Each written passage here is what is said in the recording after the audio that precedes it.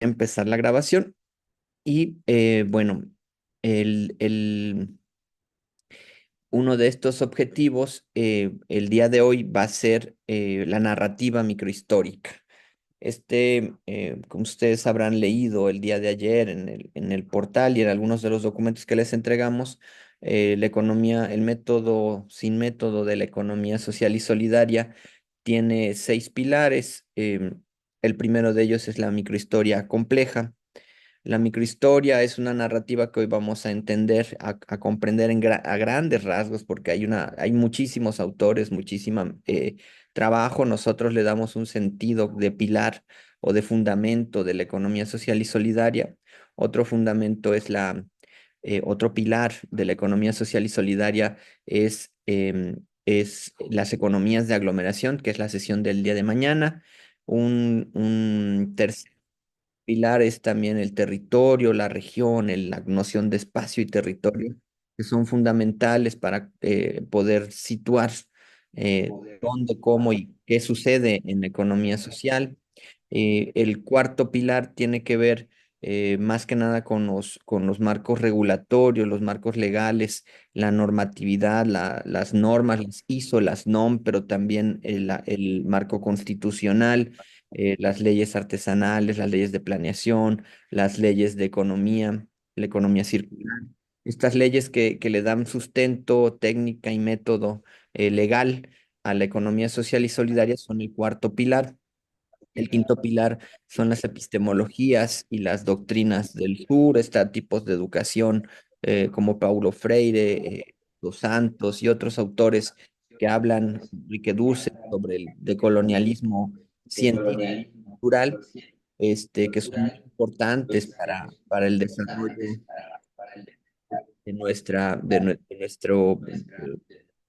de nuestro curso, de nuestro modo de hacer economía social y solidaria. Y bueno, es importante ese pilar. También es muy importante el pilar que lo vamos a practicar, que es la planeación. La planeación más que nada de carácter estructural. Vamos a ver un poco de planeación estratégica, pero finalmente nuestro objetivo es más de carácter estructural, de cambio estructural y no solo de una estrategia momentánea, sino de largo plazo. Entonces, esos son los 6 pilares que hemos tratado el método de la economía social y solidaria que planteamos a nivel de la Universidad Veracruzana. Es un método que emerge del Instituto de Investigaciones Económicas y Sociales de la UB, que ha sido replicado en otros países, principalmente de América Latina, y que bueno, hoy vamos a ver uno de esos pilares, vamos a profundizar en el tema de la microhistoria que tiene un carácter complejo, decimos nosotros, muy del pensamiento de Edgar Morin sobre pensamiento complejo. Y bueno, sobre hoy vamos a hablar mucho de cómo esa economía social y solidaria depende mucho de la narrativa, de comprender a profundidad y a cabalidad lo que es la economía social y solidaria, de un lugar, de un sector, de un producto. Y bueno, pues sin más preámbulo, pues yo creo, a ver si ustedes pueden hoy, es deseable, necesario y bueno, sería importante que ustedes pudieran ingresar a la plataforma de Eminus. Y bueno, Eminus tiene lo que ustedes pueden ver en pantalla. Me corroboran, por favor. Si ven en pantalla al Eminus, tenemos el segundo día, que es la microhistoria de la organización, su sector, su nicho, su producto, el giro a lo que se dedica el lugar, nuestra zona de estudio, nuestro terruño. Aquí dedicamos un ratito a ver este tema de la economía desde la perspectiva microhistórica. Y bueno, aquí lo que buscamos es que ustedes cuando estudien, cuando le enseñen a sus estudiantes a profundizar respecto a un sector, a un producto tradicional. Ayer decíamos, los zapatos de Naulinco, los quesos de La Joya, los muebles de Monteblanco, las hamacas de Acayucan. Estos productos que se hacen de manera más que nada artesanal, muchas veces semimanufacturera, por pequeñas y medianas empresas, por pequeños negocios, que a veces son poblados que se dedican, o pueblitos, o algunas colonias en las ciudades que se dedican a una actividad en específico, tienen una historia, cómo empezó, quién lo llevó, cómo se ha ido desarrollando, cuántas familias, cuántas personas viven. Todo eso es lo que le compete a la microhistoria de la economía social y solidaria. ¿Quiénes lo iniciaron? Utilizamos el método de Anderegg, ¿no? ¿Qué hicieron? ¿Cómo lo hicieron? ¿Cuándo lo hicieron? ¿Cuántos lo hicieron? ¿Dónde?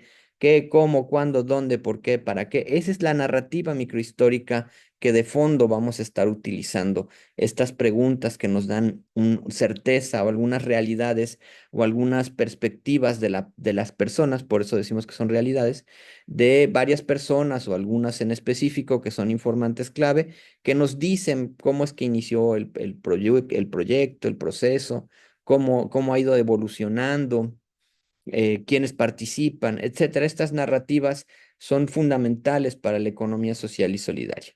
Ayer decíamos que la economía social y solidaria tiene tres campos. El primer campo son los seis pilares. El segundo campo es la canasta básica, que una economía social y solidaria que no abastece alimento, vestido, alojamiento, bienes necesarios para la vida, no es una economía social suficiente, ¿no? Entonces, el objetivo de la economía social y solidaria pues sí son las utilidades y las ganancias, pero sobre todo o antes que las ganancias es la cobertura de las necesidades de sus participantes. Por eso ese segundo campo, el de la canasta básica, es muy importante. Y el tercer campo decíamos que era la pentahélice, los actores, quienes participan, y decíamos que son cinco grandes grupos de actores los que participan en la economía social y solidaria. Si recuerdan, eran principalmente la educación superior, porque es la que comanda, la que dirige la economía societaria.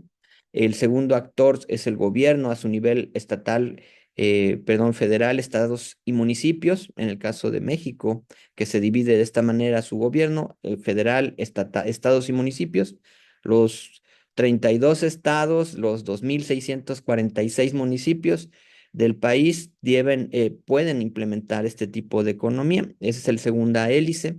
La tercera hélice son las empresas grandes, las grandes compañías, las medianas, pero también las cámaras empresariales, los consejos empresariales, Canacintra, Concanaco, Concamín, etcétera, todas estas asociaciones grandes de empresas medianas y grandes principalmente, que son una tercera hélice. Una cuarta hélice, que son las asociaciones civiles, la sociedad civil organizada, las ONGs, que tienen funciones de medio ambiente, de cultura, de tradición, de preservación, etcétera. Tienen esa cuarta hélice. Y una quinta hélice que para nosotros es fundamental, que son las pequeñas empresas, que las separamos mucho de las grandes empresas, de las cámaras que constituyen un quinto sector, o una quinta hélice, que son los artesanos, ¿no? Principalmente artesanos, productores semimanufactureros tradicionales. Con ellos cinco hacemos el tercer campo de la economía social y solidaria, que es con los que se echan a andar los estudios, los planes y las acciones de la economía social y solidaria. Entonces, estos tres campos, los seis pilares, la canasta básica y la pentahélice, son fundamentales para la praxis de la economía social y solidaria, son los elementos metodológicos que utilizamos, y todos ellos arrancan con la microhistoria compleja, con la microhistoria. Todo este preámbulo es para decirles que la microhistoria, para saber de qué estamos hablando, de quiénes estamos hablando, tenemos que investigarlo, tenemos que preguntar. Esto es un trabajo de investigación siempre. La economía social y solidaria es investigativa, es universitaria por naturaleza. Y bueno, de eso trata hoy la sesión del día martes 14 de enero de 2025. Es dedicada a la microhistoria. Les agradezco mucho que estén aquí, que puedan compartir conmigo Si tienen dudas o comentarios, en todo momento pueden a intervenir, les pido por favor. Y bueno, pues de eso en el Eminus tienen ya el material, tienen la presentación que van a ver hoy, tienen un video que yo les pido que vean, es sobre un ejemplo de cómo se hace una narrativa microhistórica de un pueblo que se dedica a la producción de zapatos. Les recomiendo que vean el Diseñando Naulinco en la sesión de planeación, que es la última, la del viernes. Vamos a ver qué relación hay entre diseñar y planear, porque pues no se tiene que hacer de manera técnica lo que se está soñando y diseñando, y esa planeación requiere pues de una comprensión que viene de la microhistoria en gran medida, de cómo se diseña, y tenemos un ejemplo ahí de cómo se construye esta publicación en video y un trabajo que hemos venido haciendo por ya más de 2 décadas allá en Naulinco, Veracruz, con los productores de calzado, con estos 252 talleres que actualmente están en Naulinco, que producen como una gran empresa, pueden ser competitivos estos artesanos del calzado, a nivel global. Y bueno, se narra un poquito cómo se construye esta narrativa que hoy les voy a exponer de manera teórica. Ahí se ve la manera aplicada de la narrativa de la microhistoria. Bueno, sin más preámbulos, pues vamos a pasar ahora a la presentación. Si alguien tiene algún comentario, alguna intervención, con todo gusto.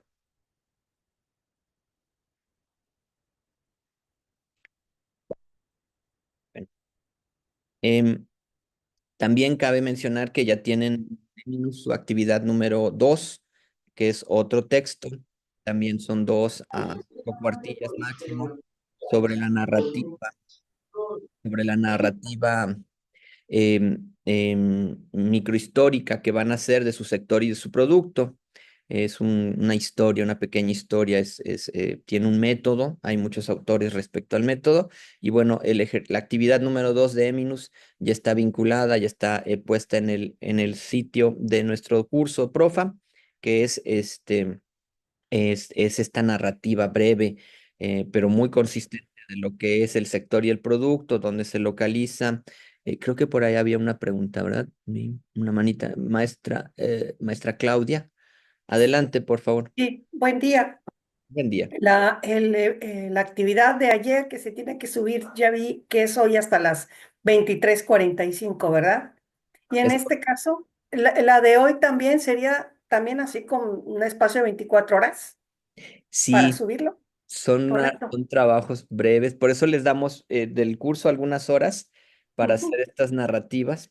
En este caso, hoy tendrían que hacer una investigación documental o una entrevista. Es poco probable que puedan hacer una entrevista en 24 horas, pero em, a lo mejor lo que nos entregan, que es lo que les vamos a pedir realmente, es qué preguntarían o qué esperarían tener de esta entrevista, qué información buscarían, no tanto la información ya obtenida, sino el planteamiento de esta información o de esta investigación que ustedes harían, y un poco sobre qué esperarían encontrar en estas preguntas, querida maestra Claudia Isa.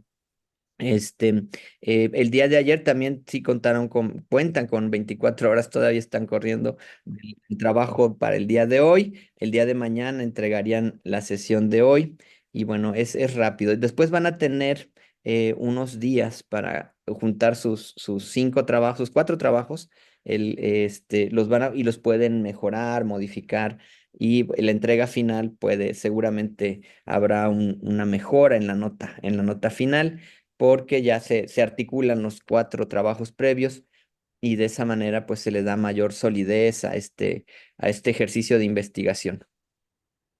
No sé. Correcto. Una última Sí, cuestión. claro. El día de ayer, la señorita Desiree Carrillo anotó su teléfono para cualquier.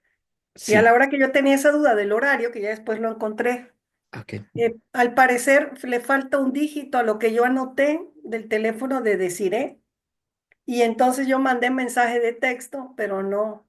Mm. Entonces yo tengo 9 dígitos y yo creo que por eso no hubo respuesta. No sé si el teléfono que tomé de ella o lo anotó ella mal o yo lo anoté mal. para cualquier duda, ¿no? Porque ella nos los proporcionó.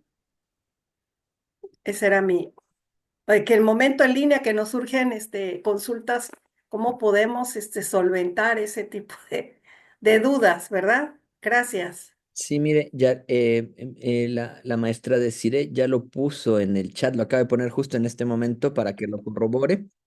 Ella es asistente de investigación y doctorante aquí, allá en el instituto. Hoy yo me siento muy mal, me enfermé ayer.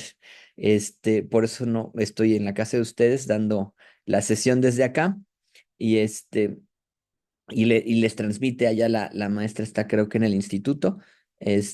Ahí está en el chat para dudas y comentarios, para anotaciones. Ahí tienen el teléfono de la maestra de Cire que amablemente nos apoya siempre en estos cursos y en el Gracias. cursos. Ahí está maestra Claudia. También la maestra Diana nos manda saludos y la maestra Adriana Antonio. ¿Será en base a la historia de la empresa en cuanto a su formación e integración? Efectivamente, mi querida maestra Adriana Antonio, la microhistoria es una narrativa que puede ser sobre la empresa, sobre cómo se constituyó, quiénes la constituyen, que es una narrativa respecto a por qué hace lo que hace, quiénes lo hacen, etcétera. Esto es lo que hoy les vamos a explicar. Em, Les vamos le, les pueden, a ustedes les puede dar una perspectiva y al lector de su trabajo, una perspectiva sobre el sector y su trabajo.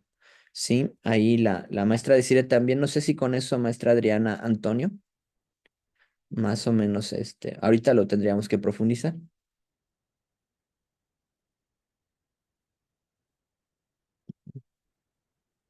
También, por nada, la maestra de Cire también nos comenta ahí, aunque creo que puede tomar por ahí la palabra, también dice, si tienen dudas, hagan llegar por mensaje de WhatsApp al teléfono 2288-590059. Está bien fácil. 2288-590059. Ahí está en el chat, lo pueden ustedes ver. Y pues dice que también pueden llegar los mensajes o escribirle por Eminus o por el email de la universidad. También pueden hacerlo por ese medio cualquier duda. También en estas sesiones también pueden ustedes irnos preguntando para la entrega de su trabajo final, que seguramente lo harán muy bien. No es por nada ni por echarles flores, pero la Facultad de Contabilidad y Administración con la que yo he trabajado varias veces nunca me ha quedado mal en muchos años con los que he trabajado con ustedes y seguramente hoy no hace la excepción, son un equipo de trabajo muy sólido. Este tema es difícil, ¿eh? No, yo nunca les he dicho que es fácil. La economía social y solidaria es una disciplina científica derivada de la economía tradicional que usa mucho de la economía tradicional y de los negocios y de la administración y de la gestión y de la contabilidad, pero tiene sus propios métodos. Y bueno, trata de explicar fenómenos que la economía, los negocios, la administración y la gestión que viene más del mundo anglosajón, la teoría no explica para México y para América Latina y esta lo intenta y creo que lo hace mejor que en muchos aspectos, no en todos, pero sí es bastante importante este tema para poder hablar de pequeñas y medianas empresas, de negocios, desde en México desde otra perspectiva. Entonces, bueno, continuando y gracias por las intervenciones y las preguntas que nos ayudan a todos a aclarar más. También les comunico que el video de la sesión pasada ya está en el Eminus por si quieren pasarla un poco más lento o revisarla de nuevo, hacer algunos comentarios, mejoras, sugerencias. Todo es bienvenido, principalmente para sus trabajos, que son los ejercicios donde el documento nos ayuda a reflexionar en la práctica. Les pido mucho que sí vean el video de Naulinco. Les podemos pasar otros, pero el de Naulinco creo que es un ejemplo de lo que tienen que hacer hoy y narra muy bien el método, la forma de lo que ustedes tienen que narrar sobre su empresa, sobre su sector, sobre su producto que hayan elegido. Em, em, ok, ya por ahí, ya creo que ya quedó lo del WhatsApp. Y bueno. Continuando, entonces, vamos, si no hay más comentarios, pueden hacerlos en todo momento. y les voy a compartir la pantalla de la presentación del día de hoy. Mm, es breve, no se preocupen, no es una exposición larga. Creo que,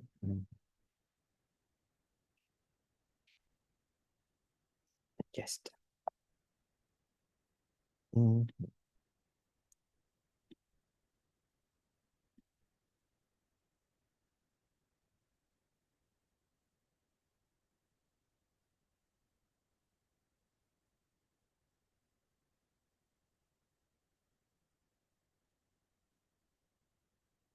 mm, este,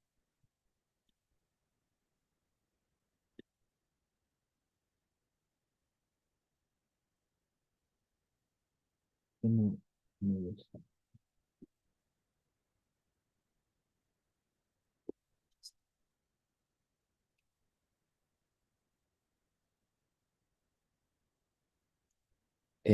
no sé si ya la pueden ver, la presentación.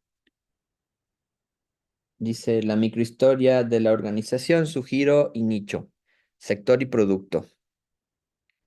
Si ustedes la logran ver ahí, me podrían confirmar, por favor. Y, Sí, maestro, ya Sí, lo podemos sí, ver. ya la podemos ver. ay, muy Sí, sí amable. se ve. Disculpen que este, me encanta la tecnología, pero no soy muy ducho con ella. Entonces, les vamos a hablar un poco sobre la microhistoria de la organización y su giro, su nicho. Hay un método les decía que el primer pilar de una praxis, de un método, de una práctica de economía social y solidaria es la narrativa microhistórica. Eso es lo primero que hay que hacer, investigar, documentarse, qué hacen, cómo lo hacen, de qué viven, desde cuándo vive la comunidad, el pueblo, la colonia, el grupo social, la organización, desde cuándo vive de este sector y de este producto, es la base económica de lo que vive la gente. Eso, sobre eso habla la economía social y solidaria en este aspecto de su microhistoria. Les decía que es un pilar fundacional y fundamental, es una base tanto, le da solidez epistémica del conocimiento, pues, y de la filosofía, ¿no? De cómo pensamos, no solo qué pensamos, sino también cómo es que lo pensamos, qué nos fundamenta, qué nos da sentido, cuál es el sentido de lo que estamos haciendo.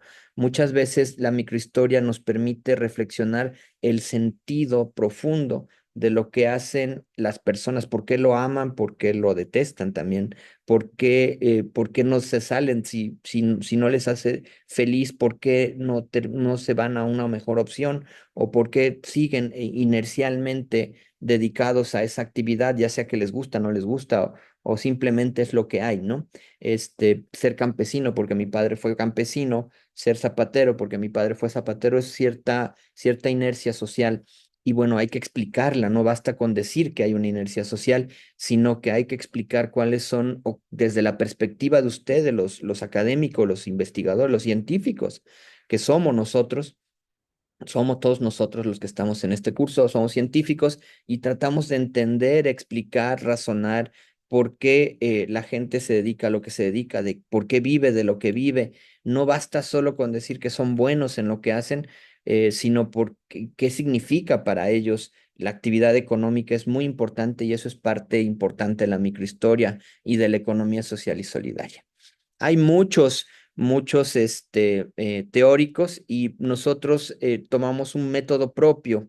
Le denominamos no solo microhistoria, le denominamos microhistoria compleja porque fusiona lo que ven en pantalla, fusiona el pensamiento del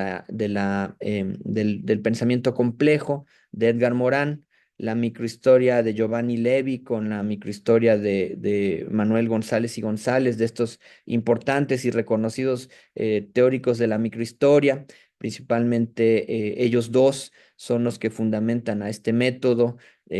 También Edgar Morin, también la transdisciplinariedad de Basarab Nicolescu. Es interesante que Edgar Morin y Basarab Nicolescu han estado en la Universidad Veracruzana, son los dos, son doctores honoris causa por la Universidad Veracruzana y hemos trabajado en persona. Yo personalmente tengo la fortuna de haber trabajado tanto con Giovanni Levi, con Edgar Morán y como con Basarab Nicolescu. Tengo esa fortuna y creo que llegamos a comprender la aplicación que puede tener para la economía social y solidaria sus métodos científicos no tradicionales para, especialmente para estas narrativas.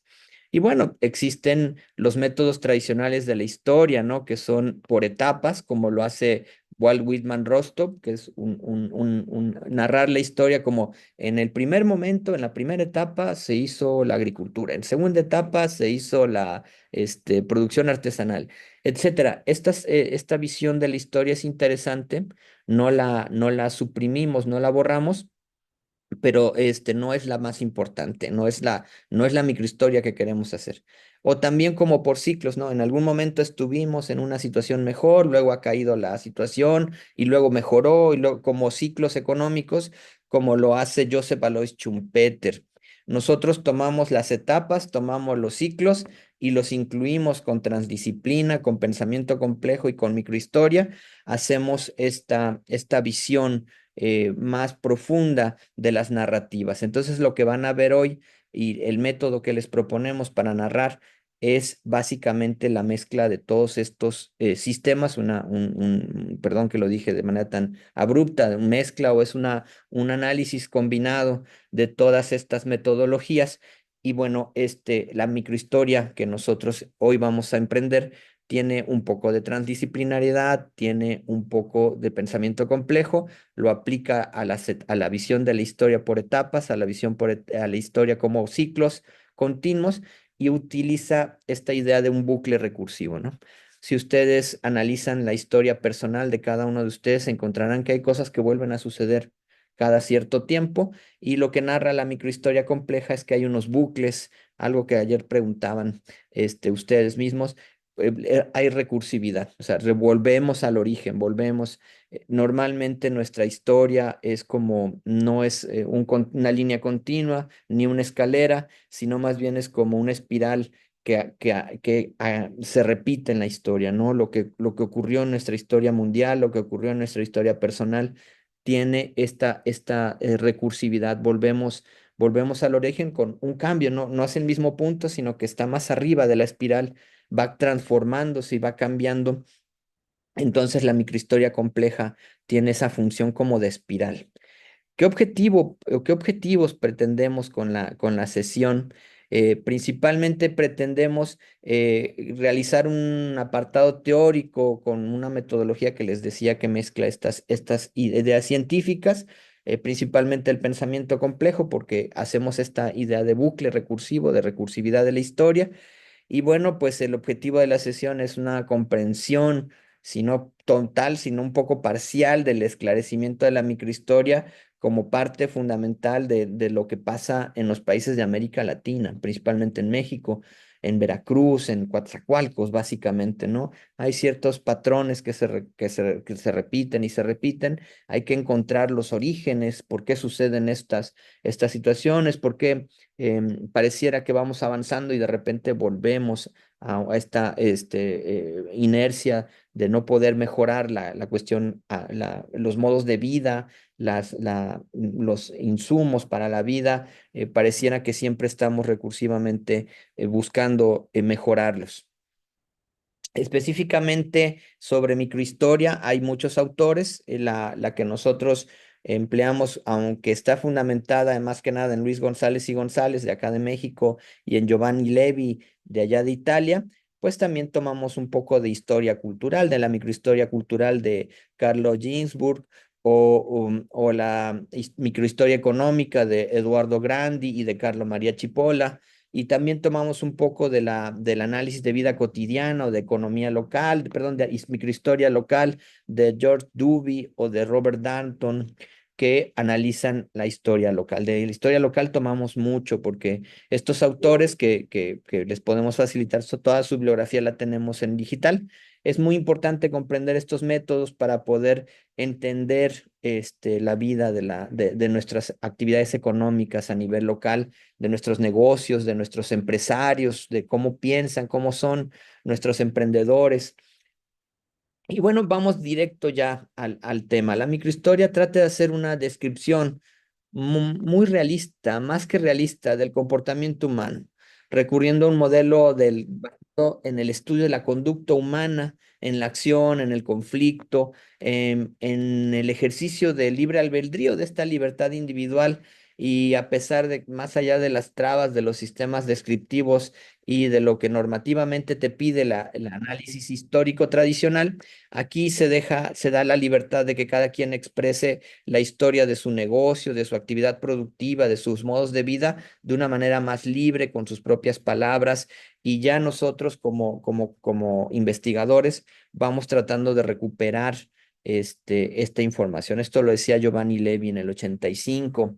Siguiendo con Giovanni Levi, esta microhistoria narra varias controversias y bueno, la historiografía, los microhistoriadores siempre parten de la convicción de que el objeto de estudio de los historiadores es lo concreto. A partir de lo empíricamente contrastable. Entonces, necesitamos puntos de referencia a la hora de hacer narrativas, pues, na- referencias temporales, referencias de lugar, referencias de personas, y de esa manera vamos construyendo un pensamiento, una idea de lo que está pasando.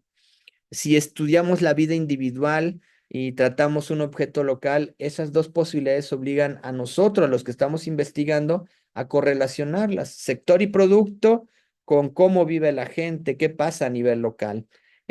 A mí me ha pasado con los productores artesanales, les comparto. Fui a casa de un artesano. El artesano me llamó mucho la atención porque la entrada vendía insumos para otros artesanos. Él vendía bisutería, cristales de Swarovski. En la entrada de su casa tenía un pequeño local donde vendía hilo de plata, hilo de oro, hilo de acero para hacer bisutería. Entonces su local, en la entrada de su casa tenía insumos que eran costosos. Ingresé a su casa y me invitó no solo a trabajar, sino también a comer, a entrevistarlo. Entré a entrevistarlo y lo primero que vi en el patio de la casa fueron dos o tres camionetas bien equipadas para aportar los insumos, para llevar los productos finales. Son productores de ramos de novia entramos a su taller. Por ahí van a ver una foto más adelante. Ya la vimos en la sesión pasada. Es un productor, una persona que estudió la primaria, pero que además tiene una habilidad impresionante para producir ramos de novia. Y bueno, yo al estarlo entrevistando y estar platicando con él, practicando esta microhistoria, me decía el artesano, bueno, pues nosotros como somos pobres, y yo veía sus camionetas y veía su local y veía sus trabajadores, y decía, bueno, si él es pobre, yo soy lumpenproletario, porque este señor tiene más recursos que yo. Entonces, la concepción del entrevistado de sí mismo hay que correlacionarla con su entorno. El pueblo donde vive es un pueblo que no cuenta con mucha infraestructura urbana, no cuenta con muchas opciones de empleo, no hay escuelas más que telebachillerato al máximo nivel. Entonces ellos tienen que viajar a la ciudad y para ellos eso es vivir en una zona pobre, lo que los hacía pobres. Y bueno, esta correlación entre lo local y la propia visión del artesano es muy importante que ustedes como investigadores que narran lo puedan poner en el papel y decir, bueno, aun cuando el artesano se percibe a sí mismo como pobre, las condiciones socioeconómicas en que vive no sostienen esta relación, pero su entorno es pobre. Y eso hace que la narrativa, al que nunca ha ido, al que nunca ha estado ahí, pueda contextualizar mejor lo que sucede para un productor de embutidos, un productor de tejidos, un productor de alfarería, de ramos de novia, de zapatos. Cuando uno capta esa idea, esta gran idea general, uno empieza a entender a profundidad qué sucede en el entorno del productor. Eso no viene en los libros tradicionales de negocios y es fundamental porque le da contexto al productor, a las empresas, a los negocios, y ese contexto determina mucho las aspiraciones individuales y las aspiraciones colectivas de quienes se dedican a alguna actividad, a un sector o a un producto. Esta microhistoria italiana que nos dice Giovanni Levi, esta es la visión italiana, vamos a ver también la mexicana. No solo es de lo que nos dicen las personas, también hay que leer documentos, hay que leer normalmente una guía importante es la historia de la localidad, estos libritos de INEGI que viene sobre municipios, sobre las localidades. INEGI siempre es una fuente fundamental de datos que es importante. Hoy en este curso no nos da tiempo de ver todo lo que tiene INEGI sobre no solo datos cuantitativos, sino también cuadernillos sobre los lugares, sobre las localidades, sobre lo que se dedica, cuánta gente se dedica a la actividad económica de ese lugar. Y eso nos va permitiendo, aunque no lo dice normalmente de manera directa, nos permite a nosotros investigar y ir determinando quiénes producen, cómo producen, cuándo producen.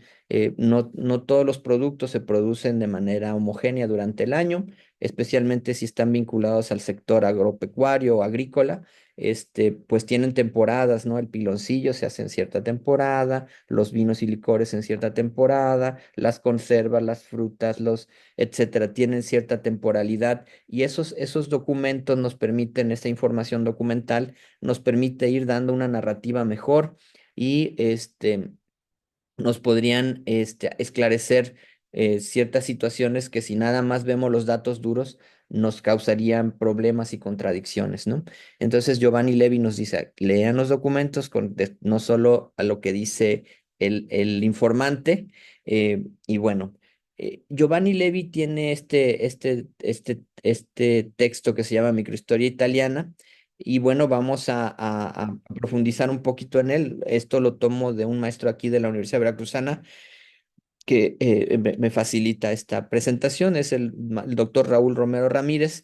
Y bueno, el texto, una vez que se empieza a analizar estas preguntas, qué hacen, cómo lo hacen, cuándo lo hacen, esto de Anton Anderegg, qué hacen, cómo lo hacen, empezamos a narrar el sector y el producto, que es lo que nos interesa para la economía social y solidaria. Recordemos que la microhistoria es reivindicativa de lo social, de lo cultural, del cierto romance, de las ideas, de lo que se dedica la gente, de cómo lo hace. También nos pone en los pueblos, en las actividades. A mí me gustó mucho, hice un trabajo para la colonia 3 de Mayo en Morelos, en Cuernavaca, si ustedes lo conocen.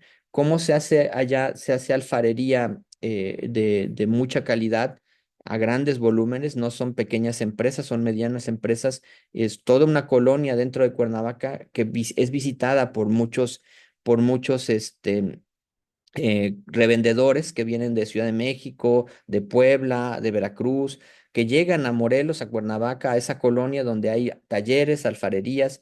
Y bueno, hay alfareros, hay gente que se dedica a pintar. Entonces, estos diseños de vasos, de tazas, de alcancías, etcétera, son un lugar muy interesante para estudiarlo dentro de Cuernavaca. Y mucha gente muchas veces no conocemos. Conocemos Tasco Guerrero, por ejemplo, que se dedica a la plata, y la historia de Tasco Guerrero, de cómo se ha ido transformando, cómo los italianos han ido tomando posesión de Tasco Guerrero, que llevan la plata. La forma de trabajar la plata viene principalmente de Italia, precisamente. Y bueno, cómo esta historia son muy importantes de cómo el sector y el producto, la plata, es importante en Tasco Guerrero, la alfarería, allá en Morelos, en Cuernavaca, ¿no? En la colonia 3 de Mayo. O también, por ejemplo, allá en Morelos, las empresas, las medianas empresas que se dedican a la maquila de ropa en Cuautla, o al cultivo de flores también ahí en Cuautla, Morelos, que las rosas de Castilla que producen en grandes volúmenes allá los productores. Todo esto son microhistorias que son importantes narrar, porque la actividad económica en este caso de Morelos, de Guerrero, de Veracruz, vienen de estos pueblos, y sobre eso trabaja la gente. Y no se trata solo de negocios, se trata de lo que vive la gente, de lo que vive el sector de la clase obrera en un pequeño poblado, en una pequeña actividad, de sus modos y formas de vida, sus tradiciones que están vinculadas al sector y al producto también, ¿eh? Sus tradiciones están vinculadas. Por ejemplo, aquí el pueblo de Ramos de Novia de San Antonio Limón Totalco, si ustedes recuerdan, San Antonio de Padua es el patrono de los que se quieren casar, o de las casamenteras y casamenteros que le piden por favor una pareja para poderse casar. Y bueno, curiosamente allá hacen ramos de novia, ¿no? Entonces, estas correlaciones no son tan causales o casuísticas. tienen un fundamento y que les sirve también, les sirve hasta para campañas de marketing y de promoción. Comprender la microhistoria nos permite diseñar, comprender, darle mayor identidad no solo a los clientes, también a los productores, y comprender la microhistoria hace que tengamos una visión también no solo local, sino también macro o grande, macrohistórica de los problemas, ¿no? Decir que España es un productor de buenos vinos, decir que Francia es un buen productor de buenos quesos, decir que Italia es un buen productor de buen prosecco, es porque algunos poblados a nivel local hacen esa actividad, hacen los quesos, hacen el prosecco, hacen el tequila, y esas microhistorias se hacen macrohistorias. Y en ese sentido es de lo que vive la gente en ese país y lo identifican a nivel global. Calidad, a los países europeos los identificamos como con calidad, gran calidad, buena durabilidad, y eso es lo que nosotros queremos de las microhistorias, que narren hechos que puedan ser retomados y reconsiderados a nivel local, pero también a nivel global. La microhistoria constituye hipótesis macrohistóricas en los procesos globales, en la globalización. Decir que México es un buen productor y el único productor de tequila es importante, pero deberíamos de tener más sectores, más productos, y la microhistoria nos ayudaría a eso. Si los encargados de negocios, encargados de emprendedurismo, encargados pues de toda la actividad económico-administrativa, comprendiéramos esta visión que tienen los italianos hacen baldosas, hacen cerámicas, hacen bicicletas, hacen muebles, autos, hacen cosas de mucha calidad. Son pueblos que tienen historia y que se dedican a algo. Eso en México podría ser hecho, podría ser rescatado por investigadores y universidades como la nuestra, como nuestros académicos y nuestros estudiantes. Mm, em, por aquí tenemos algunos comentarios. Mm,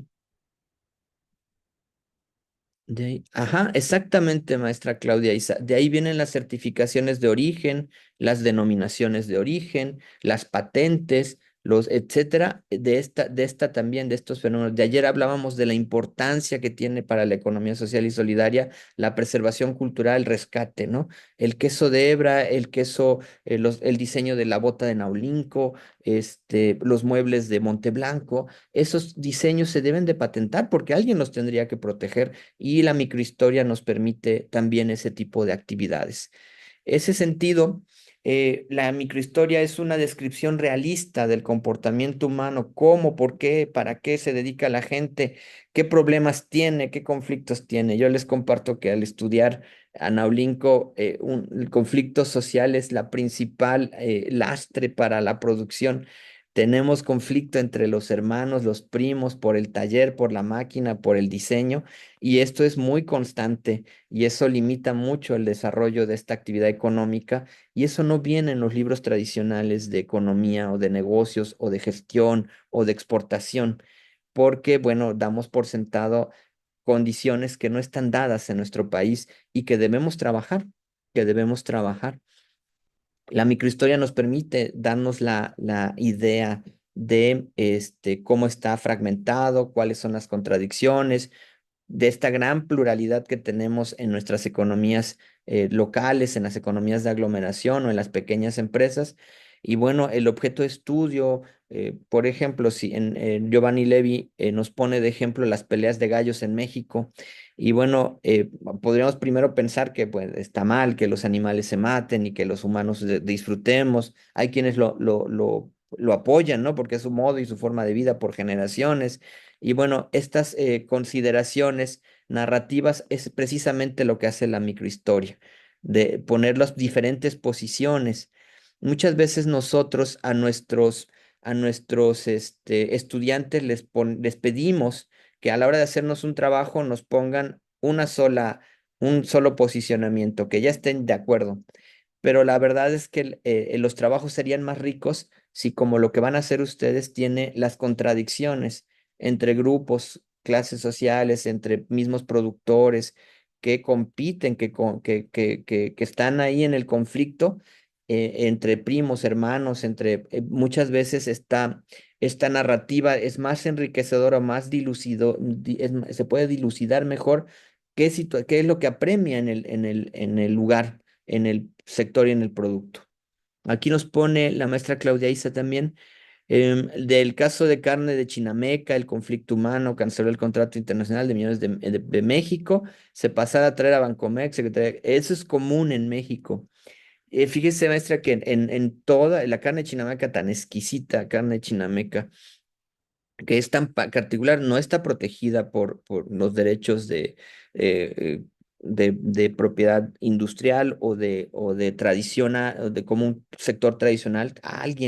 Ojalá la Universidad Veracruzana nos encargáramos de eso más constantemente. Hay tanto por proteger, pero además, yo lo que les quiero demostrar con economía social y solidaria es que llegamos a estos poblados con modelos de industria europeos y modelos de producción anglosajones principalmente, y no terminan de calzar, no terminan de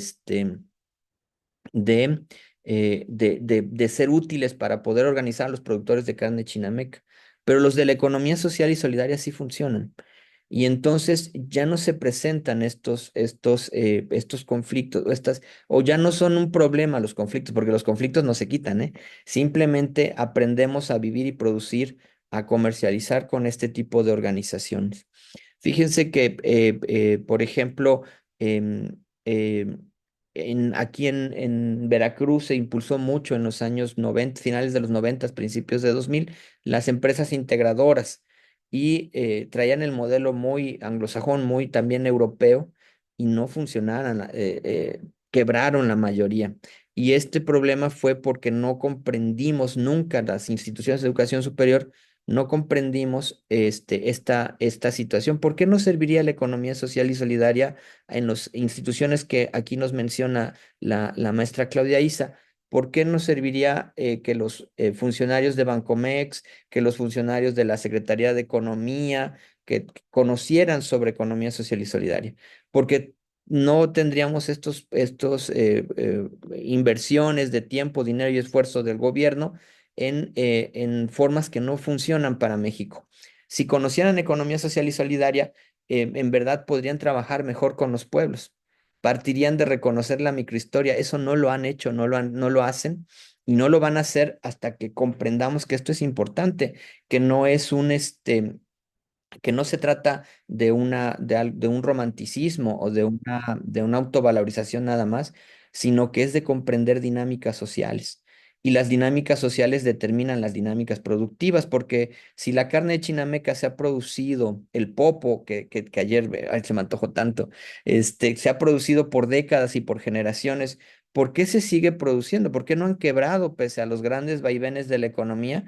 Es porque existe cierto nivel de organización oculta que la microhistoria puede revelar y que puede potenciar. Una vez que la identificamos con microhistoria, las formas de organización, de producción de los productores semimanufactureros y artesanales, los especialistas, los que conocen, los de la universidad, pueden proponer cosas más importantes e interesantes, pero,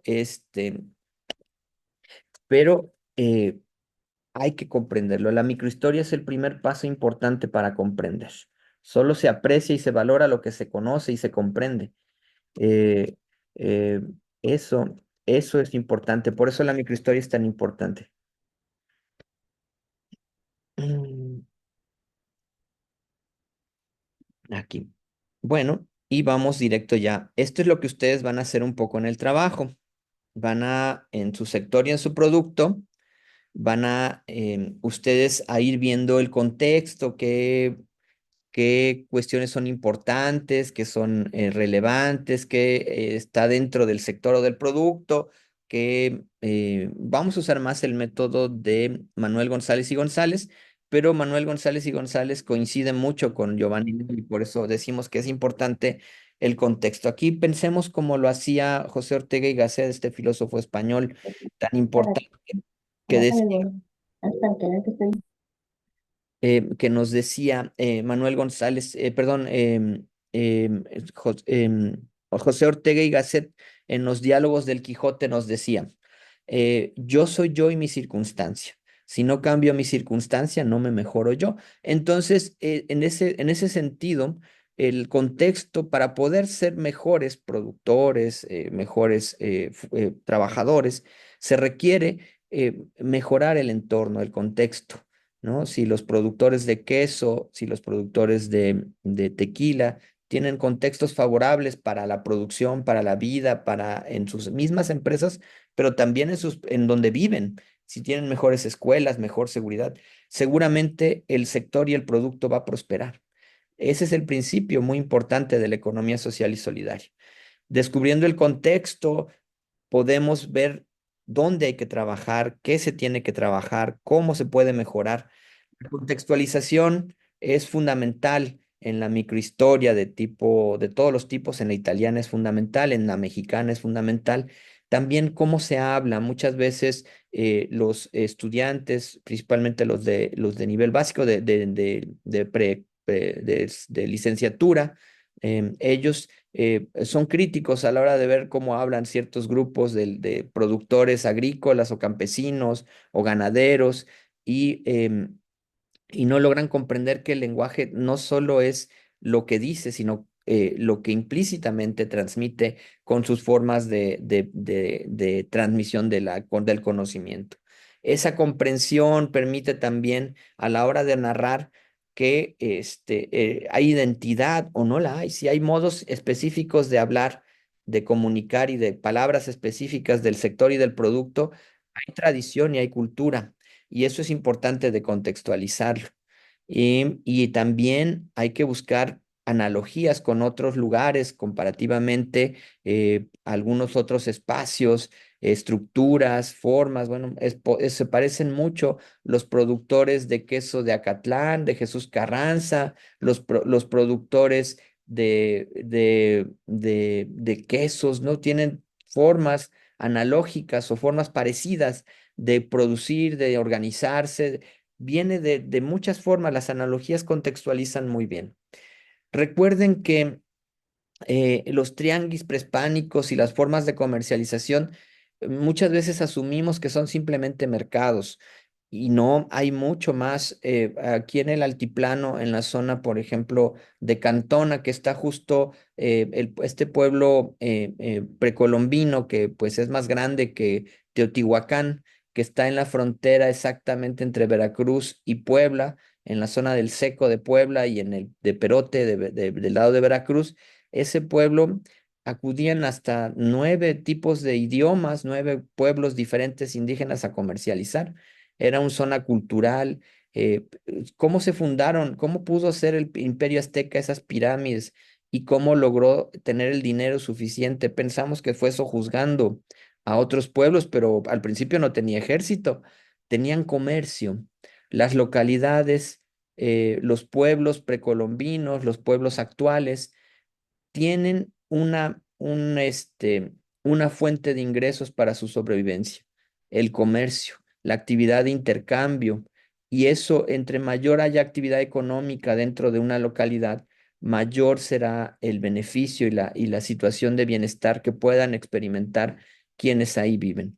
La base económica, algunos pueblos, por ejemplo, Coatzacoalcos, que siempre se la ha calificado de petroquímico, petrolero, originalmente, pero también el comercio era una actividad que hoy es tal vez la principal actividad que soporta a la localidad y que le da sustento, el turismo y algunas otras actividades.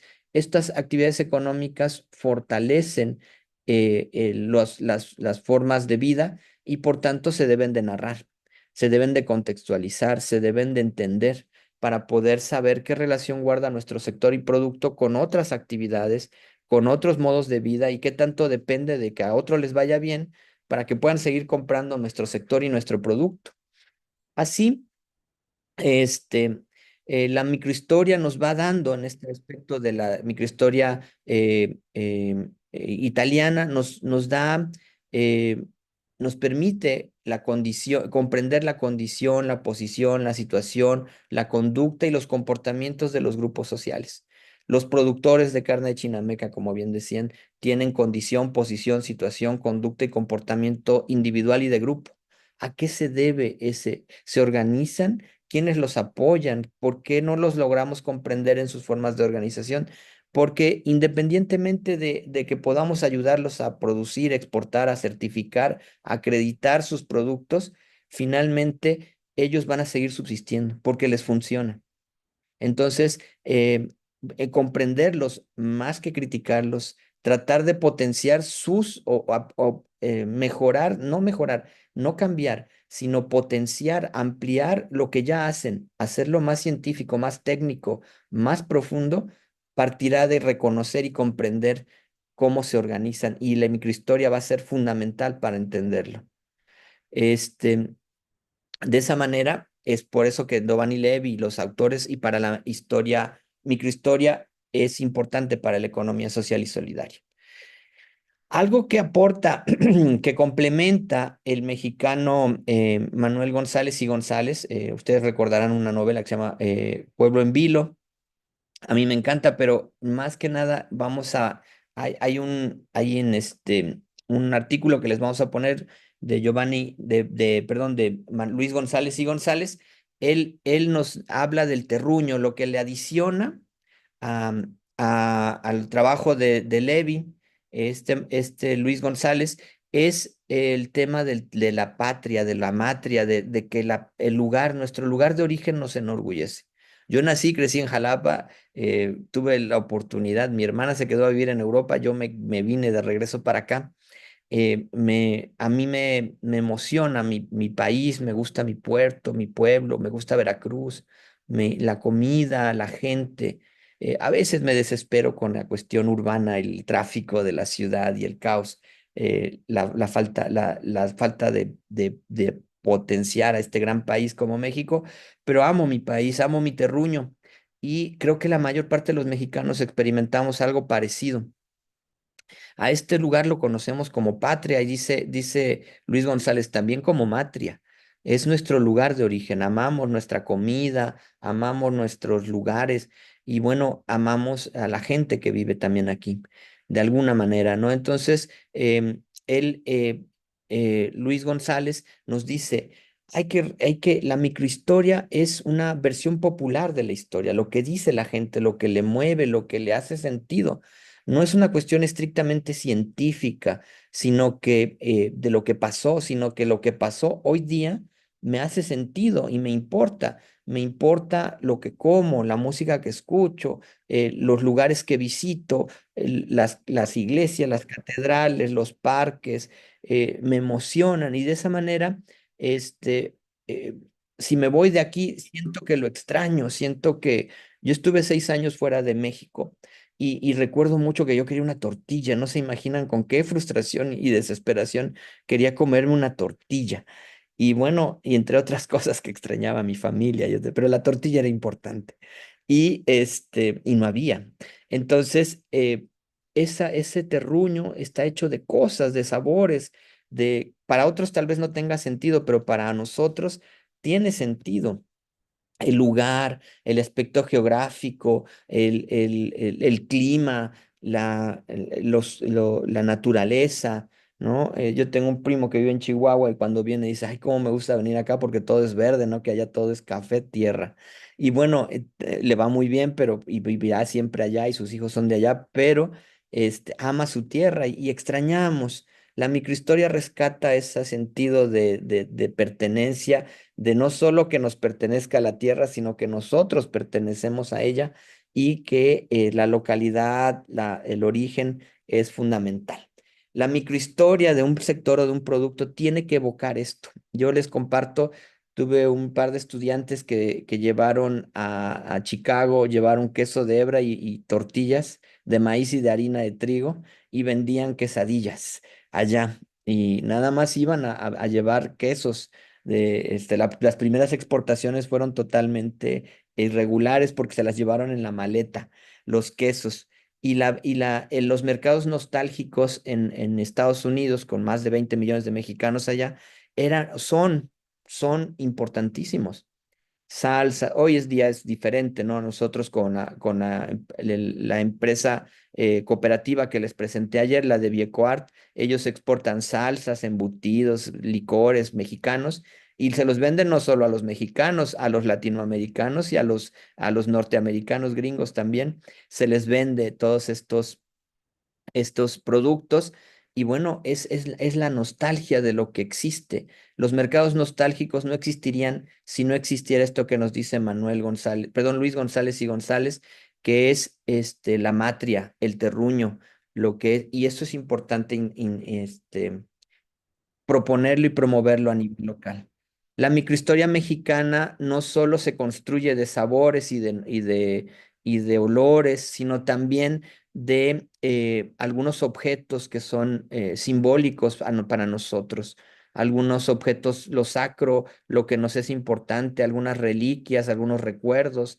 Todo eso son importantes. Nosotros les damos cierto valor que para otros tal vez no tengan el mismo o no tengan ningún valor, pero son importantes. Saberlo documentar, por ejemplo, cuando viajamos a Querétaro y vemos la Peña de Bernal, vamos a tomar vinos y comer quesos finos y disfrutar del vino muy al estilo europeo, pero la Peña de Bernal le da un sentido diferente, le da un sentido de localidad, de matria, de nuestra patria hecha madre, ¿no? Está ahí, es nuestra madre, es nuestro terruño. Y bueno, Luis González y González nos da la pauta para hacer una narrativa. Dice, es importante, no sé si lo van a hacer hoy, yo creo que en su trabajo algunos podrán, si tienen la conexión directa, hacer una llamada y hacer una breve entrevista de qué producen, cuánto producen, cómo producen, ya se los puse en el ejercicio, pero realmente algunos, la mayoría tal vez, solo planteé las preguntas. Su trabajo para la siguiente sesión de la microhistoria es qué preguntas harían sobre el sector o el producto, cómo harían la entrevista para que fuera óptima. Una entrevista óptima, dice Luis González, se realiza de manera muy particular, muy personal, es privada, porque eso le permite dar ciertos grados de libertad a nuestro informante. Una entrevista no es una plática, es más bien es un informante que vamos conduciendo para que nos narre lo que necesitamos saber de nuestro sector, de nuestro producto. Y bueno, habilidad de nosotros, de los investigadores, es conocer, poder conducir bien y que nos den la información que necesitamos. Se hacen preguntas sencillas. No quiere decir que no tengan mucha complejidad adentro, ¿no? ¿Qué produce? Parece una pregunta sencilla, pero es una pregunta compleja. ¿Qué produce y cómo lo hace? Las cuestiones percibidas, cómo las entiende. Em, Muchas veces pensamos que un productor vende un producto y muchas veces no lo es. Vende una experiencia, vende un gozo, vende un recuerdo, más que un producto o que un servicio. Y eso hay que entenderlo desde la óptica de quien lo está narrando. Y la pregunta es muy breve, tiene que ser breve y concisa, muy directa. Tratar de que no nos la contesten con un sí o con un no, porque ya estaríamos condicionando, esa ya nos está tendría que ser, siempre tiene que darnos un argumento para que sepamos que esa pregunta es significativa. No debemos de interrumpir, aunque se extienda un poco más de lo que queremos, no debemos de interrumpir, tenemos que ir conduciendo y acotando, pero no interrumpiendo a nuestro informante. Y bueno, si se nos pierde del tema nuestro entrevistado, pues lo tenemos que regresar. Y con frases como antes de continuar, es súper interesante lo que me está diciendo, pero respecto a eso, yo desearía saber esto, ¿no? Y de esa manera no lo interrumpimos, sino que lo redirigimos y se establecen aspectos que tiene que ser personales, ¿no? ¿Cómo lo entiende él? No cómo lo entendemos nosotros, cómo lo entiende el informante. Y desde esa será la primera mano y que tratemos de que a veces nos dice, es que mi compadre dice, pero ¿qué opina usted de lo que dice su compadre? O mi papá me dice, sí, pero ¿qué opinas tú de lo que dice tu papá? Y bueno, sin cuestionar demasiado los detalles, sí tratando de obtener datos, de obtener información y siempre tratando de que nos dé su posición o su idea personal. Finalmente, la entrevista no debe de prolongarse mucho más tiempo de lo que sea razonable para ellos y para ustedes, principalmente para ellos, que puedan no sentirse abrumados con tanta pregunta y que la información, para que queden dispuestos a darnos alguna información más particular o específica en un momento posterior. Eso es parte. La microhistoria ocupa documentos oficiales, documentos legales, datos estadísticos, principalmente de CONAPO y de INEGI, principalmente del DENUE, principalmente de los cuadernillos municipales de historia. Eso es de información que en la microhistoria nos va a ser siempre útil. Nos permite aproximarnos a la historia local, a una visión material de lo que hacen, a la génesis, cómo se originó y hacia dónde van, ¿no? También hacia dónde la historia, la microhistoria mexicana, la microhistoria italiana y la historia local nos sirven para rescate cultural, cuantitativo, individual del sector, del producto, de lo que se dedica la gente, de lo que hacen para vivir y cómo podemos nosotros los investigadores y los promotores del conocimiento de la economía social y solidaria desarrollar un sector, un producto. Dicho de muy rápido, ya este curso nos llevamos por lo menos casi un semestre tratando de hacerlo. Ustedes lo van a ver en unas cuantas horas. Y bueno, ahí hay alguna información de la que ustedes pueden, también en el Eminus pueden disponer de información. Esta grabación va a quedar ahí por si la quieren recuperar. Hay material, hay un ejemplo de microhistoria que hicimos con Naulinco. Ahí es bien bonito, yo les comparto para terminar mi argumentación que para microhistoria, la Facultad de Música de la Universidad Veracruzana, con 52 músicos o algunos estudiantes, otros maestros, encontraron interesante el trabajo que veníamos haciendo con Naulinco y encontraron que un artesano del zapato hizo un himno a Naulinco. Entonces decidieron grabarlo. La Universidad Veracruzana se trasladó a Naulinco, interpretó y grabó el himno a Naulinco, creado por Ernesto Barradas, que todavía vive, uno de los mejores zapateros del pueblo, que también es músico, bohemio y trovador. Y la Facultad de Música rescató ese himno para Naulinco. Ahora se puede escuchar interpretado por músicos de conservatorio de la Universidad Veracruzana.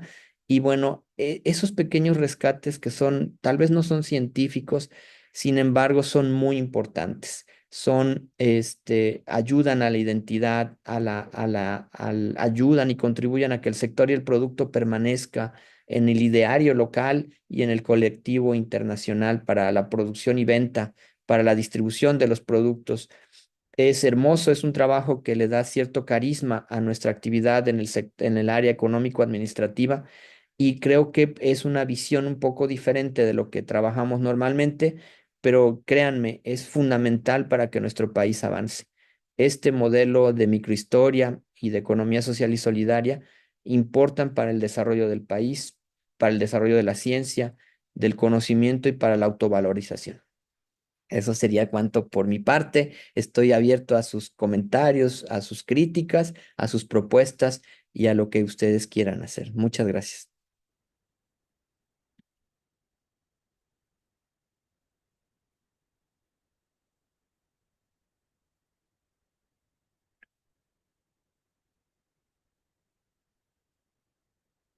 No sé si alguien quisiera comentar, les reitero, ustedes van a hacer un ejercicio, una narrativa breve de 2 cuartillas, máximo 5, sobre su sector y su producto. En el Eminus ahí está el formato, es igual al formato de la clase de ayer. Van a decir qué producen, cómo producen, dónde lo producen, quiénes participan. Esas preguntas ya vienen escritas todas en el texto que tienen en el Eminus para hacer su trabajo.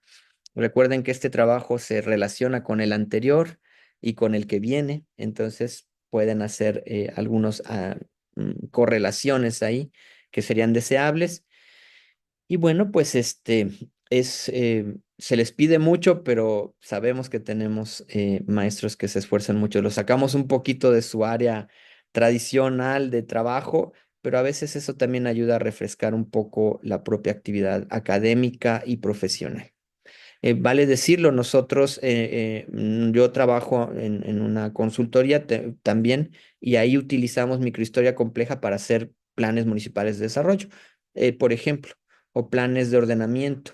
Sin ello no saldrían bien los planes. De hecho, está en la ley de planeación, lo sé porque yo la hice. La ley de planeación del estado de Veracruz lleva estos aspectos de microhistoria y son importantes. Doctor, una pregunta. Déjeme poner mi cámara. Adelante, muchas gracias. Karina. Sí, estamos ya reunidos tratando de hacer el trabajo. La pregunta de mis compañeros es si lo que vamos a hacer en este momento es utilizando el formato que está colgado en el Eminos. Es decir, que lleva introducción, todo eso. Tal cual hicimos lo de ayer, o ahorita nada más es hacer esta parte de la narrativa. Sí, ahí qué bueno que lo comenta mi querido maestro Juan José. Fíjese que sí debería de modificarles un poquito la introducción. Solamente tienen que responder las preguntas que vienen ahí, en color rojo, que dice qué hace, qué se hace, cómo se hace, cuánto se hace. Eso es lo que realmente tienen que entregar. Pero sí les poníamos una notita ahí que eso va a modificar un poco la introducción, que ahí mismo lo pueden mencionar, si no en el trabajo final. Pero ahorita solamente su pregunta es muy pertinente porque solamente tienen que hacer la narrativa, la introducción. Bueno, a lo mejor sí algunas bibliografías sería importante si tomaron algún dato de INEGI, si tomaron de alguna fuente sobre el sector y el producto. Las citas, citas bibliográficas sí son importantes y la narrativa. Lo demás es complemento, no se preocupen por ello. Si no lo Ok. ponen, no importa. Ujú. Sí, es que nuestro producto tiene que ver con el jugo de piña, Mm, precisamente porque tenemos información de todo donde ¿cómo se llama? Se siembra la piña, que es mm. en los Tigres, Veracruz. Bueno, en esa parte es Juan Rodríguez Clara, en esa parte de Veracruz y en por los Tigres, pues hay muchos piñeros. Entonces, como tenemos un piñero por aquí cerquita, entonces estamos tratando ¿cómo se llama? Pues de obtener la información. Este, estamos tratando de plantear una narrativa, pero que inicie primero con un poco de la historia. O sea, de cómo surgieron los tigres, porque pues no eran los tigres antes. Antes lo que estaba yo leyendo ahorita era la Hacienda San Marcos, y a partir de ahí, cómo hasta llegar a, vaya, los tigres, y que ahí también de alguna manera se fundamenta cómo llegó la piña a ese pueblo, ¿no? Y ya terminar la narrativa ya con la situación actual, respondiendo las preguntas ¿cómo se llama? Que están establecidas. ¿Estaría correcto así o me voy nada más a las puras preguntas? Fíjese que no sería correcto, sería correctísimo, querido maestro, sería maravilloso. Ese es Ok. exactamente lo que queremos, sería maravilloso, porque rescatan una información que pareciera estar ahí nada más, pero la sistematización mínima, constante, lo que ustedes van a hacer, le dará un gran aporte y gran valor a la piña. Fíjese que conocí un grupo de productores de Oaxaca que estaban tratando de hacer un licor de piña y les gustó mucho a una empresa china. Cuando les dijeron cuánto querían que les mandaran, no había posibilidad de que toda la producción de piña destinada a ellos se pudiera abastecer.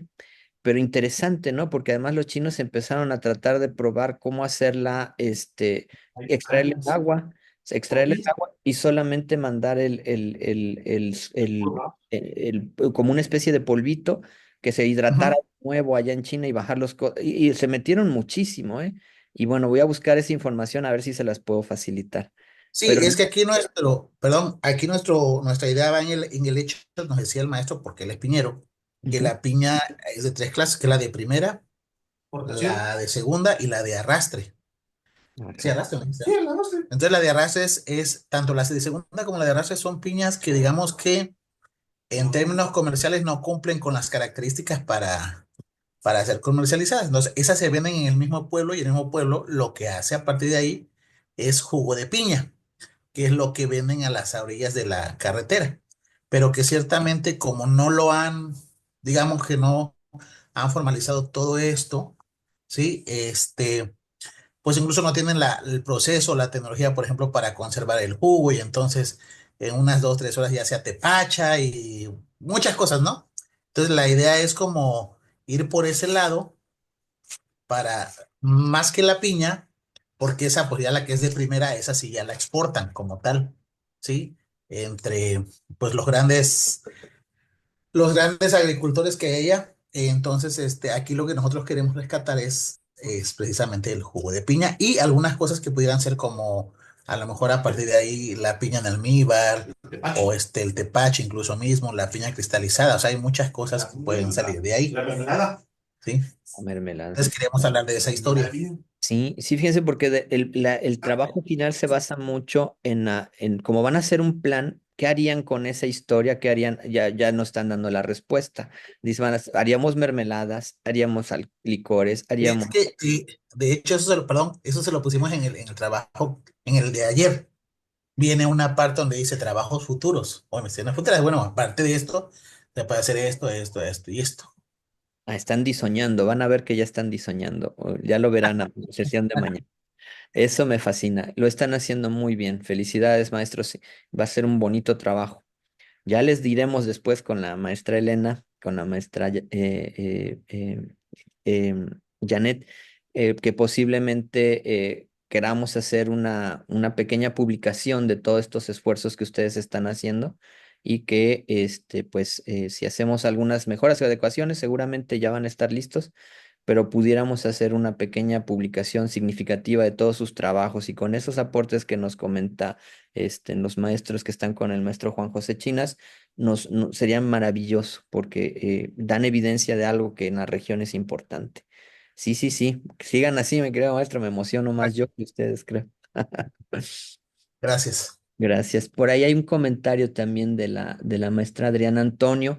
Fíjese que sí, maestra, porque sí necesitaría, dice, pero ahora no habría referencia bibliográfica o citas.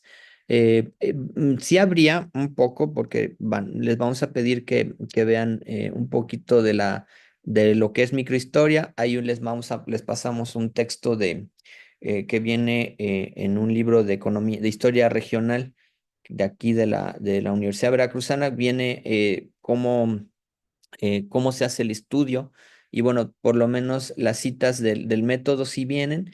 La empresa a lo mejor como por sí misma, como es una fuente primaria, es decir, un informante clave, a lo mejor no hay bibliografía, pero si busco algún dato de INEGI o busco algo del sector, yo les recomiendo mucho. Saben que la microhistoria ya se ocupaba en los negocios, había no sé si ustedes conocieron, si las buscan en internet, se llaman las guías SIEM del sistema empresarial mexicano, SIEM, SIEM, guías SIEM, sistema industrial y empresarial mexicano, SIEM, guías SIEM. Ahí hay narrativas históricas del zapato en México, o también en claridades agropecuarias. Hay unos estudios importantes de los sectores y los productos del agro, tanto de la ganadería como de la agricultura, como de algunos productos artesanales, vienen ahí y narran sobre nuestros productos y nuestros sectores, ya estudios con datos y números importantes. Ese nos podría ser útil y como bibliografía, pero no es que lo tengan que poner obligatoriamente. Si lo hacen, está muy bien, les sube puntos.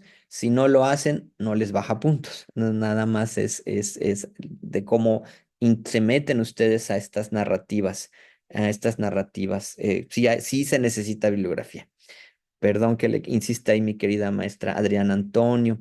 Nuestro maestro Pedro René Ramírez dice, así como lo dice nuestra chiña, estoy escarbando en la historia de las Chuapas sobre la producción de queso en esta localidad, que originalmente fue netamente petrolera. Es correcto, las Chuapas, hay búsqueda de alternativas productivas con la caída de la actividad petroquímica y bueno, esta que nos propone el maestro Pedro René es maravilloso, es muy bueno que nos pudiera contribuir con una pequeña narrativa de cómo pasaron a producir quesos, ¿no?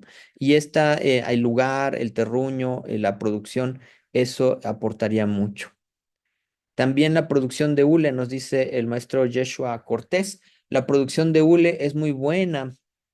Perdón, se me movió. Es muy buena en el sector sur de nuestro país para la realización de muchos productos, por lo cual las preguntas las desea con los productores o con las empresas.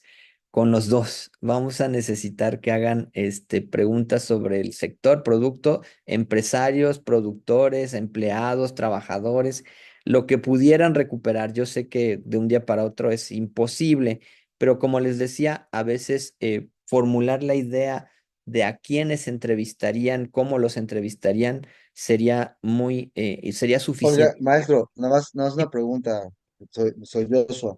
Un gusto saludar a todos y muy buenos días. Aquí Buenos la días. pregunta es la siguiente, ¿por qué preguntaba esto? Porque obviamente del hule hay muchas derivaciones, ¿no? Está el látex, está el quesillo, pues se hacen las llantas, guantes quirúrgicos, globos, condones, etcétera. Entonces, el giro del hule es muy amplio. Entonces, a mí sí me gustaría que usted me indicara a cuál rubro me ubico más para que obviamente se haga lo mejor posible y obviamente pues también pues pongamos algo extra que no se haya investigado o obviamente las propuestas también del peso al dólar que se convierte en los costos porque también hay que ponerlo dentro de lo que la investigación, ¿no? Entonces sí me gustaría como que me enfocara más, o usted me dijera en qué me enfoque más, porque pues obviamente no puedo meterme a todos los rubros del ULE, ¿no? Eh, Claro. para eso preguntan, ¿no? Perdón que lo interrumpí, mi querida maestra. Qué buena pregunta, porque fíjense que en este caso, ¿no? Que tienen un producto que se utiliza para muchísimas cosas. Correcto. Es un producto muy noble, muy versátil.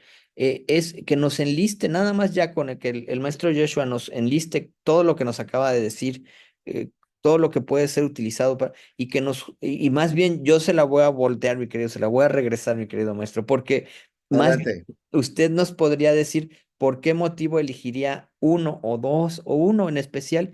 ¿Qué lo motivaría? Porque es el sector en el que ya están trabajando, porque es el que les es más rentable o porque es que lo llevan a Estados Unidos y les beneficia como usted mencionó, el tipo de cambio, etcétera. ¿Algún motivo para que usted crea?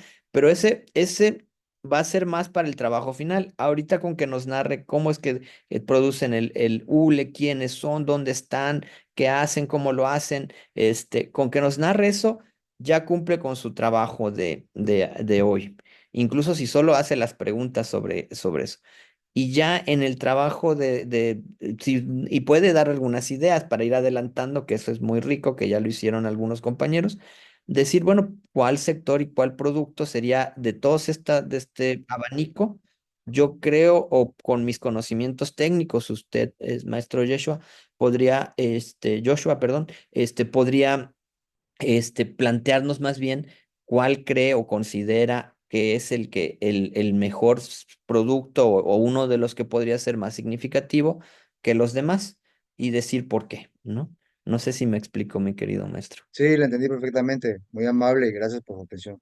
Gracias, maestro, muy amable. Ese tema me fascina. El telur es fundamental para toda la industria, para toda la industria. Sí, muy bien. También tenemos ahí la solicitud del maestro Esaín Enríquez. Por ahí veo su manita. Ya lo vi, aquí está. Maestro, adelante, por favor. Buen día, doctor. Un gusto saludarle. Fíjese que tengo una duda en cuestión de la selección del tema. Entiendo que como economía social tiene que ser bueno, se tiene que trabajar sobre un producto, porque había pensado en un servicio, pero creo que más en un producto podría ser, por ejemplo, la elaboración de los tamales, aunque no necesariamente sean originarios de la zona. Sería perfecto. Fíjese que un grupo, un productor, una empresa que produce tamales sería ideal. Fíjese que en tamales ya se venden embolsados aquí en México, pero también en Estados Unidos, en Guatemala, en Belice. Acabo de estar hace un par de semanas en Colombia y vi tamales de la costeña en los centros comerciales embalsados. Y bueno, me pareció un tema interesantísimo porque no hay propiedad industrial sobre la tradición del tamal. Yo, según recuerdo la historia, es un producto azteca, ¿no? Que se hacía hasta con carne de humano. Entonces le da cierto misticismo y cierta cuestión. Puede elegir el producto, pero también puede elegir un servicio, maestro. Aquí tenemos casos de microhistoria que yo he trabajado con los que hacen rafting ahí en Jalcomulco, que es una microhistoria de cómo se establecieron, quiénes son, dónde están. La mayoría son extranjeros. También me tocó con los que hacen guía turística en el Cañón del Sumidero en Chiapas, Y bueno, la microhistoria de cómo se establecieron, cómo las lanchas las adaptaron, todo eso vale la pena como servicio. Sírvanse a elegir el sector, el servicio, el producto que más les interese. La verdad que si uno se pone a analizar las historias son bien interesantes. Le agradezco mucho, doctor. Gracias. Gracias.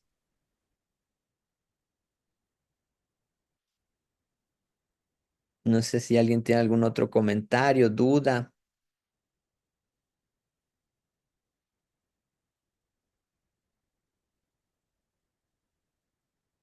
Bueno. Miren, pues estamos a sus órdenes y bueno, tienen trabajo, tienen ahorita un par de horas según el horario que tenemos para poder terminar su trabajo, del día de hoy. Háganlo bonito, como ya vi 9 trabajos, me faltan muchos, ¿verdad? Pero bueno, van muy bien. Por ahí, miren la maestra Luli, qué gusto saludar la maestra Luli, adelante, por favor.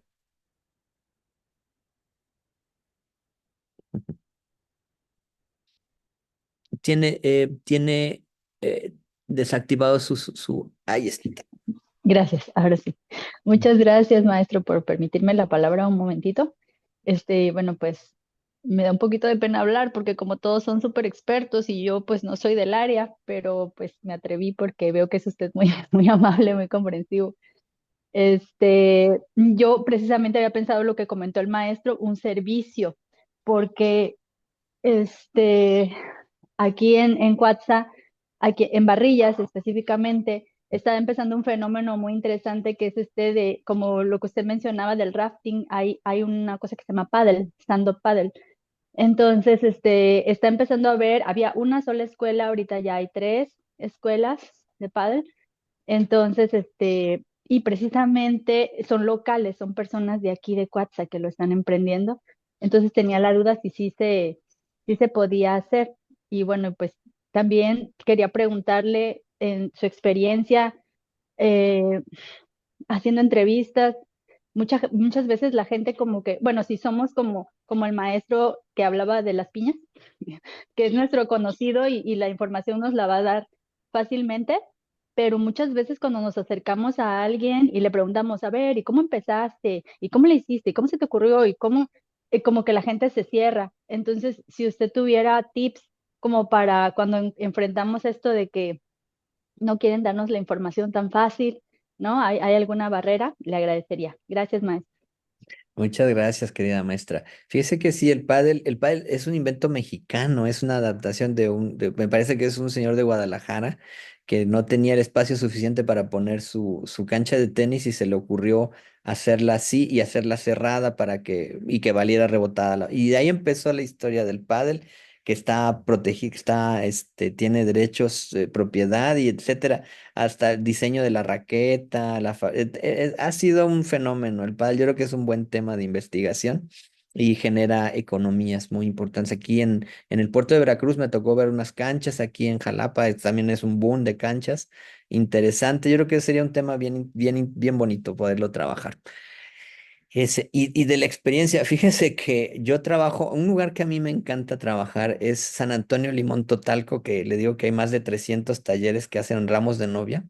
Y al principio me cerraban la puerta en la cara literalmente, te lo juro que era muy particular. Fíjese que también había una persona que donó 9 millones de pesos para el pueblo. Entonces esa persona me llevó. Entonces desde ese día todo el mundo me abría la puerta y me invitaba a comer. A veces, eh, relacionarnos con 9 millones es mucho dinero, pero en Naulinco, por ejemplo, la insistencia, estar tocando la puerta, este, todo vale para poder allegarse, pero hay que ser muy franco, muy sincero. Fíjese, si yo tengo la fortuna, me siento muy afortunado de que en el WhatsApp ahí pertenezco a varios grupos, productores, tejedoras de Jalapa, zapateros de Naulinco, ramos y todos los grupos son de más de 100 personas, alfareras de San Miguel Aguasuelos, y los grupos y ellos hablan y yo soy parte de ese grupo, pero formar parte de esos grupos productivos requieren de cercanía, de ir, de platicar, de abrir, ¿no? De ser franco, de no generar expectativas, ¿no? De no decir cosas que no se van a pasar, pero sí la constancia de no dejar de ir a hablar con ellos, invitarlos aquí a la casa de usted. Vienen muy seguido a comer ellos, algunos, ¿no? Los líderes que son o con los que más me llevo. Y bueno, los llevamos a las cooperativas, exportan, venden, les ayudamos como universidad, como iniciativa privada, para que ellos tengan actividades y tengan formas, ¿no? Y muchos de nuestros estudiantes, de mis estudiantes de licenciatura, principalmente de maestría y de doctorado, venden productos, comercializan, son socios de algunas empresas. Entonces, esta relación es de tiempo, es como las relaciones de amistad. Yo digo que son mis amigos y ellos creo que me tratan igual. Este, son de constancia, de no dejar de estar, no se puede uno llevar con los 300 productores de ramos, ¿verdad? Pero me llevo como con 30 que siempre están mandándome mensajes, bromas y cosas. Igual eso es importante, tener una relación franca, real con las personas.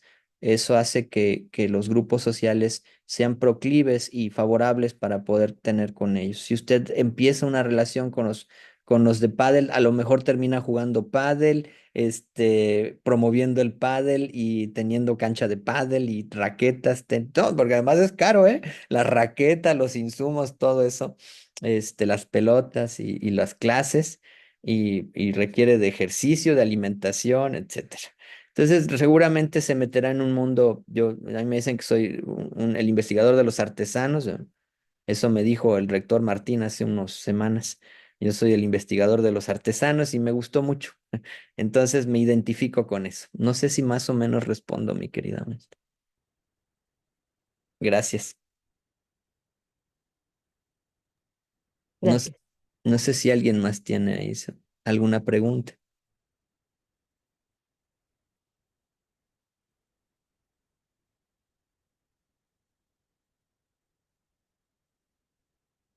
Bueno, ahí estamos a la orden. Preguntas también puede ser en línea o puede ser en el WhatsApp o puede ser en el Eminus preferentemente.